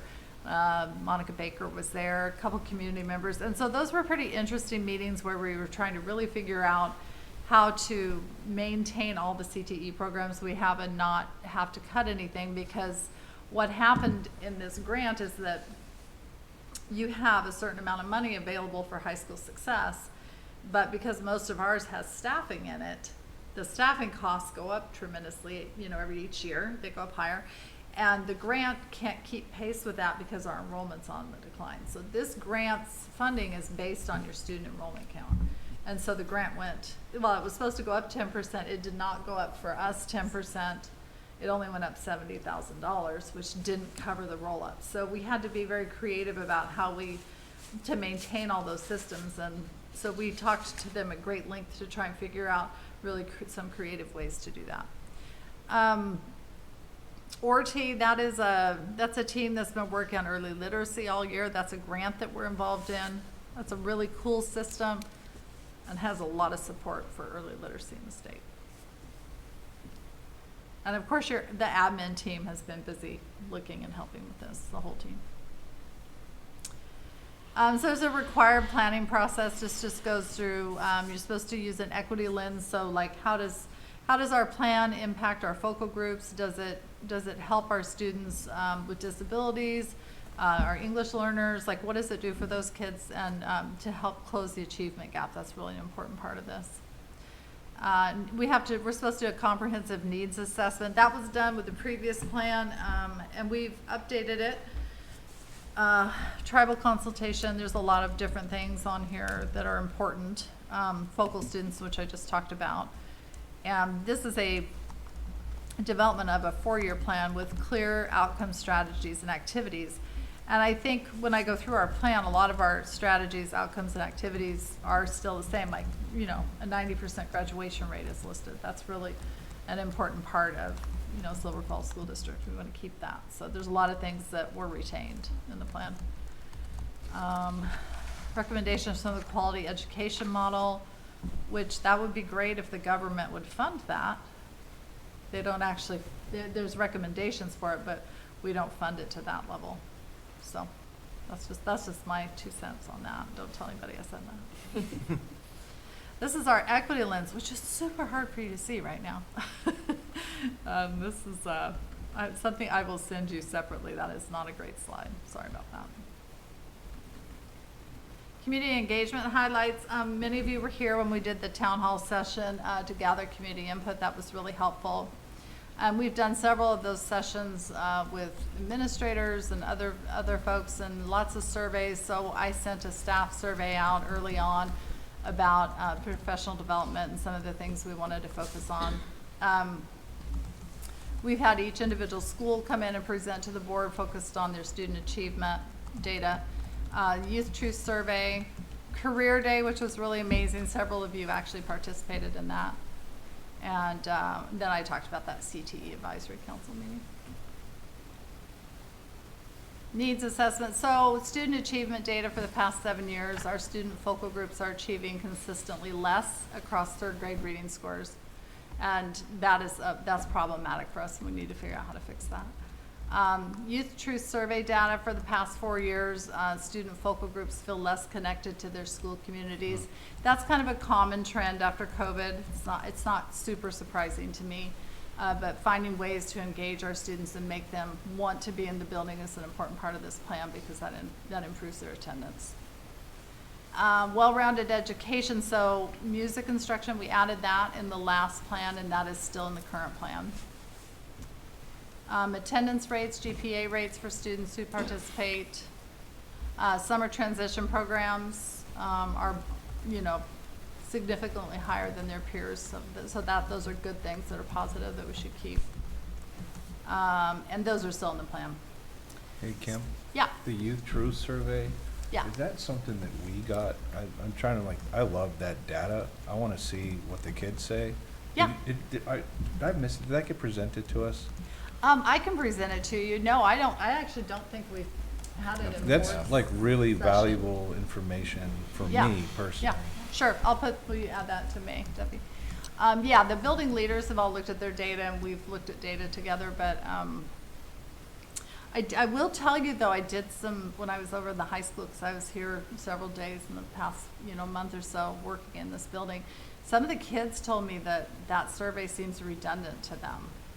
That they, high school kids, they take it every year and it seems like it's the same old.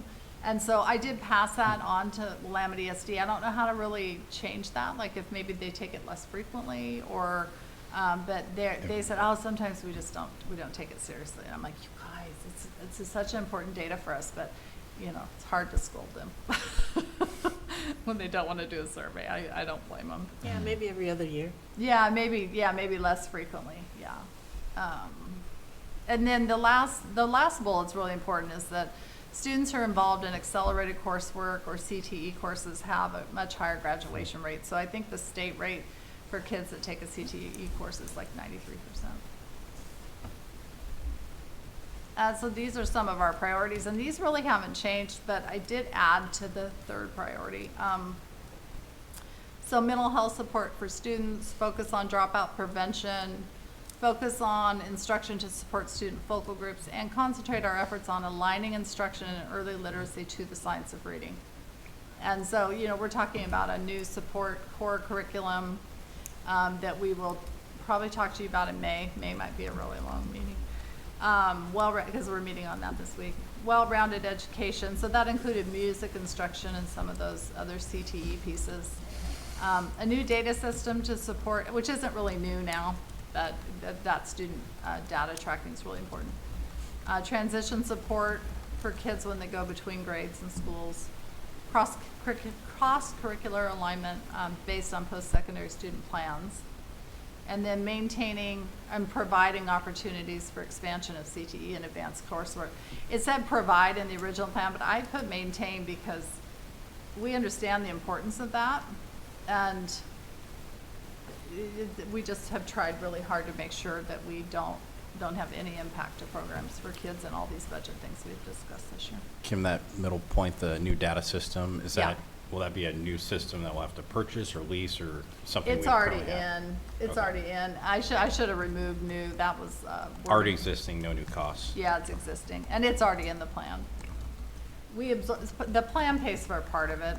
Okay. It pays for about $80,000 of it, and then we absorb the rest out of general fund, I believe. Yeah, and it's pretty hefty cost. It comes through LBL. Yeah, Right. they're continuing to expand the use of it though, and really, utilize more and more features. So yes, while it may no longer be a new transition, we're in year Three, I Yeah, I believe think now. 3. It definitely is a critical component to our staff to knowing where their students are. And it's such a complicated system. Like it has a dashboard that you can look at as an administrator, and so you can look at your building and see. Like it's really quick for administrators to tell me how many kids they had in the building, like what their absentee rate is, and then you also can do like a bag report on a student, which is like you look at their attendance, their behavior, their grades, and you can get a snapshot of whether they'll be on track to graduate or not. So like when I was doing freshmen, when I did 9th grade on track, all I used was that dashboard, and I'd be like, hey, why were you gone? It gives you really valuable data. So if you're sitting down with a student doing an empathy interview, Pull it up. yeah, you can pull it right up super easy. Hey, Kim, on the Yeah. previous slide, you don't have to go back. It said like, about just music, it said, the concern was raised during listening and learning sessions. Yeah, those were past listening and learning sessions that were done throughout the district in the last plan. So And we, in the previous, not the bond listening and learning sessions, this was our last strategic plan, that one? I'm not, I actually, those are listed in our previous plan, and so I kept them in here because I'm not actually sure what it refers to. Kim might know. I do believe those came out of the outdoor listening and learning in the COVID era. You know, Yeah. a lot of that music feedback was from there. As it stated earlier, these are like 4-year rolling plans. So these Okay. goals, you know, are some of these have been in the plan for years. So Yeah, Okay. and I mean, they did, like, some of these things we have left the same, or a majority of them, because the staffing is tied to them. Like, so if we changed our priorities, it might, we just can't adjust the staffing part. And so I didn't change the priorities much because they are, the staffing that's in there and everything that's in the plan is based on those original listening sessions and some of those other things. So I did leave those in there. Does that make sense? Yeah, I just didn't know if I missed a couple somewhere, like listening sessions or. No, now we should, where ODE dropped, there were supposed to be, you're supposed to have 5 different pieces of data for listening sessions. So we had a town hall, and we've had a survey with staff, and we've done a youth truth. Like, we've had lots of different input come in. We probably should, next time when we're not so crunched, we probably should do one more additional listening session about this. But the fact of the matter is that it's not very adjustable at this point because there's so much staffing tied to it. And so, but you might want to refresh next time we do it, we definitely want to refresh it and, you know, start from scratch and kind of say, do have our priorities changed? And I think as we do our strategic plan coming up, we're going to use this in the strategic planning process to say, hey, is this still a priority for us? And if it's not, you know, maybe we need to adjust our plan. But in our current budget state, it was very difficult to adjust this very much. But we did add a few things. So these were some of the goals that were in. Some of these are previous goals, and some of these I adjusted a little bit. 90% graduation rate across all demographic groups. I actually think we could get higher than that. And I think we should try to get higher than that. That's the old rate and I left it because if I told ODE I wanted to do 92% or something, they'd say, well, you're crazy, lady. But I think that's not a bad idea, really. And then 100% of ninth graders on track to graduate is, that's a good goal. And you're always trying to get those kids to be, you know, they need 6 credits at the end of their ninth grade year. But they also, and they can't just be any credits. They have to have core instruction in them. They need math, they need reading, those things. I changed the 3rd grade reading level. I raised it a couple %. I haven't talked to anybody about that, so I'm going to get some feedback from the admin team tomorrow about that. We had it at 53%. We're at 51, and, you know, a little change. I think we can get that to 55%, and I think we actually could get it to 60, and then higher. So I'm not afraid of that 55% number. And then 95% of students attending school regularly, that should be the bare minimum on that, I think. I mean, there's been a lot of talk about absenteeism in the state, and we're doing a pretty good job with that, but we have some other things we're going to work on next year to increase that even more. On these intended outcomes, are they with the intent of being realistic, or are they with the intent of where we want to get?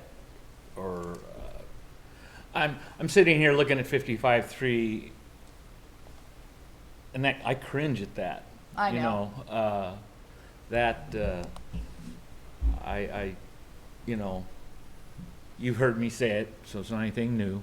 No, it's But I I fully believe if we could get a focus during those K-3 years and get that number significantly higher, it wouldn't happen overnight, but we'd see things become so much easier at 7th grade, 8th grade, 9th grade, 12th grade, socially, Yeah, everything's- academically, just about every way you can think of. And when I see 55, Does your heart break a little? yeah, that means, Me too. I mean, that's too close to me to half our third graders aren't at grade level. Well, I will tell you that some of the changes that, we're looking at new curriculum to support those foundational years. And I think that once our teachers are hitting on all cylinders in that new curriculum and are learning together and having, professional development that they're really interested in and really invested in, I think that will just give them more tools in their toolbox. And I've seen that work in another district. So, I've watched a kindergarten class where the teacher was a star, and she really took those strategies, those foundational strategies to heart, and 95% of her kids could read by the end of kindergarten. 95. Yeah. Yeah, so I mean, those are things that are possible, but then you have to figure out how to keep it high like that the next year, because they have a learning gap or learning loss over the summer, and then Right. you got to boost them back up. And so, just trying to find all those really great systems that support our learners and support our teachers. I think you can easily go 75, 80% on that without a problem, but it just requires a really concerted effort, and it requires us to all be on the same page and using the same resources so that, if we have a third grader or a second grader that has to move to a different building, that they pick right up, they know what they're doing, there's a system in place. And we're not using a plethora of things. We're really consistent and honed on what we're using. So I'll make it higher, Phil, if you want. Well, I don't mind, really. ODE. I'd love it. What I'd love is achieving higher, not Yeah. necessarily a number to set as a goal, because I really do believe that a lot of 4 through 12 stuff wouldn't be as big a struggle, and we wouldn't, because by third grade, if that number isn't significantly higher, that student is playing catch up the rest of their academic life. Yeah, and I would also caution you to consider the fact that sometimes people opt out of that test. So that parameter is based on the state OSAS test at the end of the year, and that is a test that we have families opt out of sometimes. So, if we really want to see what our levels are, if our progress is really working, we need people to help us by taking that test to show Right. that it's working. I do think, the kids are over-tested, and that OSAS test takes a considerable amount of effort and time for teachers to give. So is that the only way we can report on being at grade level in reading is OSAS? That's what they use for that, That's although the only thing. superintendents across the state, we've asked them to use a growth model instead. So could we use STAR, early literacy, to check it? Could we use MAPS? Could we use some other product? Or DIBBLES even, my 95% thing I'm talking about, that was a DIBBLES. That was not an OSAS, because you don't know SAS, a kindergarten group. But I do think that part of our problem is that we have a high opt-out rate in the state, and that impacts our scores sometimes, so. Well, and we just need to keep that in context when looking at the goal for the integrated plan. Yeah, correct. Do you see that? I mean, you don't have a crystal ball any more than the rest of us, but is there any efforts of that changing? Both the opt-out and so stuck on their tests? The opt-out, the requirement for the 95% is part of federal legislation, so we would have to have a federal waiver to get out of that, so it's part of ESSA, I think. ESEA, or I think it's ESEA, yeah. And so that would be difficult. We're probably not gonna get that testing requirement removed anytime soon that we know of. But who knows? They are talking about different accountability measures in the state, and they're working on a system. I know. It might get worse. It might. Well, that's it. Every time they put their committees together, and Yeah, and I do fear that, you know, it will, I mean, they talked about interim assessments, like, and, you know, I've taught in bigger districts, you know, like where we had an interim assessment, we had a real system that we used. But it's a lot of assessment already. Right. And so, you know, like what I love about STAR's like a 15-minute snapshot. It's not 3 weeks. Mm-hmm. So I wish Megan had more, but, it just takes so long to give that test in the spring. It's just really a lot. It is. It's been a pain in the side ever since it's existed. Yeah, and I would have smart kids that don't want to take it and they just click through because they just don't. Yeah. This sometimes don't see the value of it. So when you're teaching, you have to be really, you know, proactive about trying to get. Well, and then it's seriously. counterproductive because it's taking away instruction time too. at the Yeah, same right. time. It is deleting your instruction time, correct? I'm sorry. Okay, go ahead. Not gonna change the world overnight. Yeah, I'll talk to the team about that. Key strategies. So, part of this plan provides a therapeutic educational setting for high school students. Josh? What is therapeutical education? So that is Sequoia Falls, where students come in and are working on building those social and emotional learning skills and have all the things that they need to be successful to navigate all the world's challenges. Good support group. That's it. I mean, just when you walk into Sequoia Falls, Do we have to word it like that? it's worded like that throughout our plan previously. Do I have to word it like that? Not necessarily. No, it's been that way from the beginning. It's been that way from the beginning, yeah. If you have an alternate phrase you'd like to suggest, I'm open to your suggestions. No, I as just always. having philosophical issues. It's a me problem, not a you. problem. Get my love. You can't even know No that. problem. I'm sitting here getting heartburn, so. No, I'm good. Professional development for all staff and early literacy. So the boosting of the governor's recommended budget for early literacy will allow us to do some professional development for staff and early literacy, which will be really exciting. So that the new curriculum that we're going to adopt hopefully will come with a good professional development schedule for our teachers and IAs, because having everyone be able to teach reading in that way is really important. Transition planning still for 9th grade and other transition areas, multi-tiered system of support.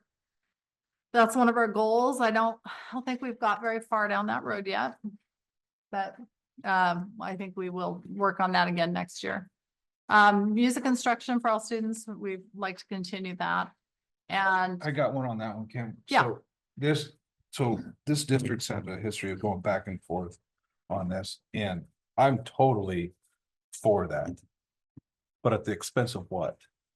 We just talked about $65,000 for a bus.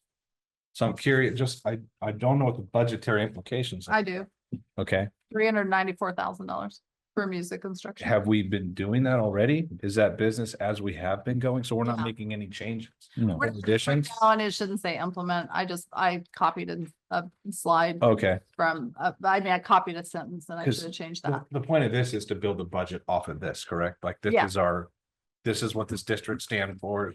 This is what we're going forward with. Yeah, and the budget hasn't changed very much. So like we updated the staffing allocations in there and then, you know, we're having to fine tune a couple of things because it's not as high as it was previously because of student enrollment. Okay, so this just means do what we've. Do what we're still doing, yes, and Okay. trying to maintain that. Thank you. Continue to. Maybe I can give just a little brief history from my recollection on the going back and forth, Josh. And Wally could probably give a better one, but I think for a lot of years, there was a resistance to implementing the music throughout because of the budgetary concern. Yes. And there was a thought that we just couldn't afford it. And then right before I first came on the board, there was a pretty well-organized effort amongst people that, you know, wanted to have the music be offered. And right about 4 years ago, when I was coming on the board, it was presented that we could afford it, we would make it work. And we adopted that for the district, the board did. It must have been the same time that the SIA was coming on Mhm. too. Yeah. That's Probably, when the yes. funding. Came was together. first. Yes. 2019 is when Right. it started. Yeah. And so I think that was the first time that I'm aware of that district-wide, and we had committed to that. And that is one of the key components to this plan, from the state, is that to provide a well-rounded education for students. That's right, listed right in the SIE plan. No, that's fine.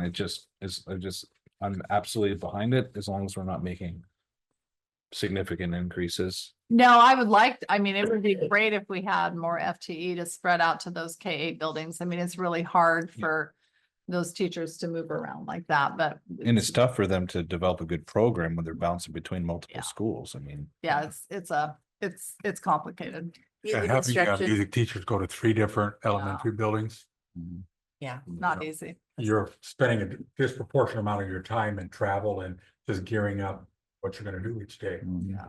It might also provide mandatory prep time minutes for the teachers, depending on the schedule. Yeah, correct. That is It- important in it- elementary buildings. Fill those places. Key investments. So like I said earlier, there's 38 full-time equivalent positions in this plan. And they're in career and technical education, counseling, music, the therapeutic instructional model. And while our plan will no longer focus on guaranteed and viable curriculum, we will begin diving deeper into early literacy and how to support exceptional reading instruction at K2. And Kim and I will have a budget link. We are working on this tomorrow morning with the admin team. We have a couple of questions we have to ask them. And so once we have those answered, we'll send you guys a budget link so you can look at it. And this is a tiered approach. So like they say, if you had additional funding or if it's, something opened up, what would you do that wasn't in your current budget parameters? And I think an instructional coach, especially for early literacy, would be really cool. Additional professional development opportunities in other areas besides early literacy would be really awesome. We do have some professional development for secondary in this plan too, but it would be great to have more options. And so how does the state understand success through this? So there's distinct performance measures. And so when we had a graduation goal, a 9th grade on track, a 3rd grade reading, and the attendance, those are all required. Like we don't get to choose those. We choose the metric, whatever our number is, but those categories are already chosen for us. And then, so we co-developed longitudinal performance growth targets with ODE, and those are the areas. We can do either a grad rate based on a 4-year rate, or we could do a 5-year completer rate. Both our rates are high, so we could use either one of those. And then how do we understand success? I mean, this is better up on the big board, but we're always checking progress markers, local option metrics, which, like other local assessments like DIBELS and different things, annual reporting. And there's a huge list up there. I think it's better when you talk locally, like when you're looking at local data, when you're looking at DIBELS, you're looking at STAR, you're looking at iReady, all those things that principals showed you throughout the year. Those are important markers for us, and including OSAS, but OSAS happens at the end of the year. And by that time you turn kids out into the summer, and then a lot of times don't go back and review that data. And so sometimes educators call that an autopsy style data because we don't interact with it very much. I prefer the local things that we interact with.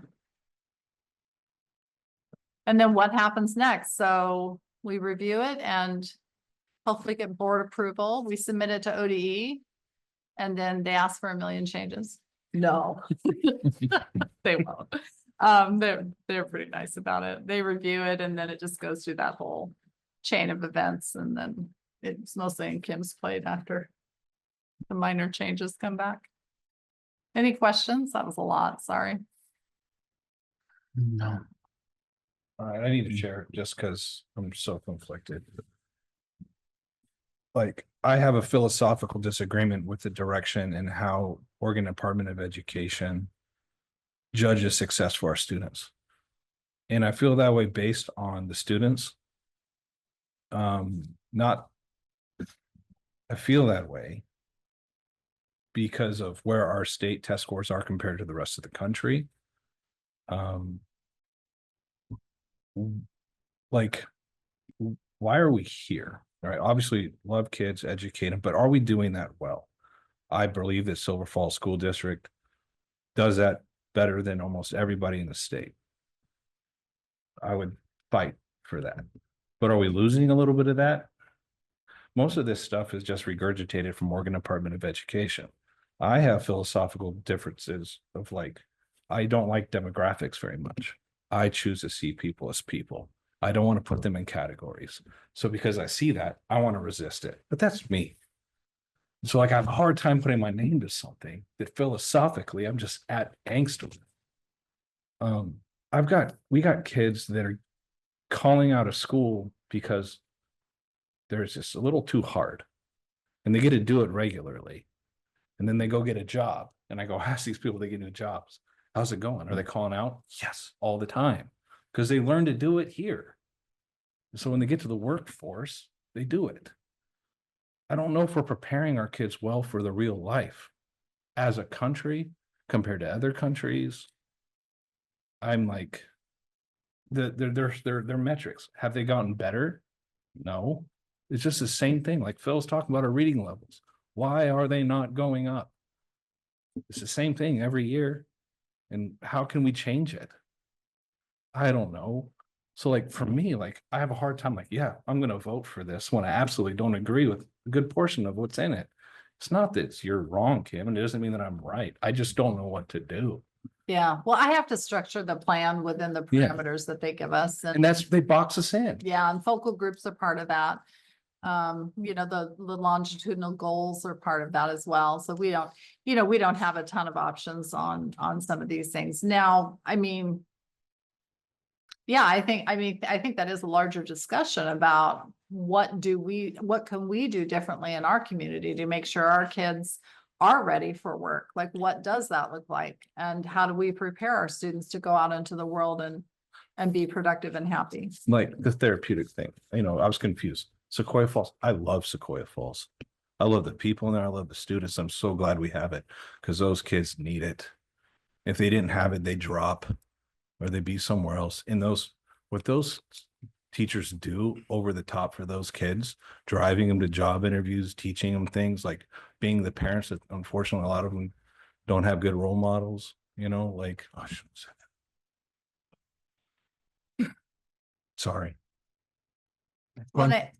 Sorry, go ahead, Tony. Yeah. One thing that would help get to where you're talking about, Josh, I'm hoping that some of the flexibility that could come up in the next several years would include true problem-based assessment systems. Yes. Where right now we still have standardized assessment systems, which are really based on spot moment, a recollection of facts and figures, which really, because of the way they're administered, really don't always tell you a whole lot. And the timing of them, as Kim mentioned, are horrible. If we're really going to align assessments to what we think our kids need, we should think about more authentic context for those assessments, right? Yeah. Instead of just some of those standard, which are based on the old, they're still kind of, and the assessments are still based on a kind of a No Child Left Behind type model, right? Which is just real, in a way, to get a common system, they created very narrow pieces of information that are being assessed in any one of these tests. Yeah. Which really doesn't get to, a longitudinal model that really, I think, addresses how well those skills are applied. The Smarter Balanced Assessment System was supposed to get to that. But the problem with it became, it didn't align well with what was happening in schools. So I think you're right, there's still a lot of work to do. And this has been going on. Smarter Balance was probably now, 11 or 12 years old already, and it's still 2012. Yeah. So we have a long ways to go, but I'm hoping there'll be some flexibility in some of these things. And I think the opportunity to discuss with the legislature and other government officials about we could be more flexible in our high school. With having seat requirement minutes in the high school, these kids each need an individualized education plan. is somebody gonna be a police officer? Like, how do Mhm. they do that? What works best for that Yes. system? What are they passionate about? And how do we support that? Like, maybe that person needs, different classes for that, or if somebody to be a farmer. I mean, there's, like really working to meet kids where they're at. And I think that, if you work more of on like a mindset where it's not just seat minutes that get you your competency or your proficiency. I mean, that's not really what makes you successful. Some people are really, like my brother's totally gifted at mechanics. Like he can do that twice as fast as I ever could, even when he shows me, because I'm not naturally gifted at it. And so, taking some of those things into consideration, and how do we build, there's other educational plans. Finland doesn't do education anything like we do. So there's there's a lot of other plans in the world that, So we could learn from. two things, Nobita, I absolutely need to clarify about Sequoia Falls. I know that there are some great parents in there. In my head, I was thinking about the homeless kid in the car. And there's some of those kids in there because. So that's, I apologize for that. Second, what you guys are speaking, I think better embodies the vision and kind of the plan for our district. Is there any way to do that, or is, Well, because this sets us up for like 4 years of how we want to operate. Well, We lost 91 kids, and I Yeah. guarantee you part of this is it.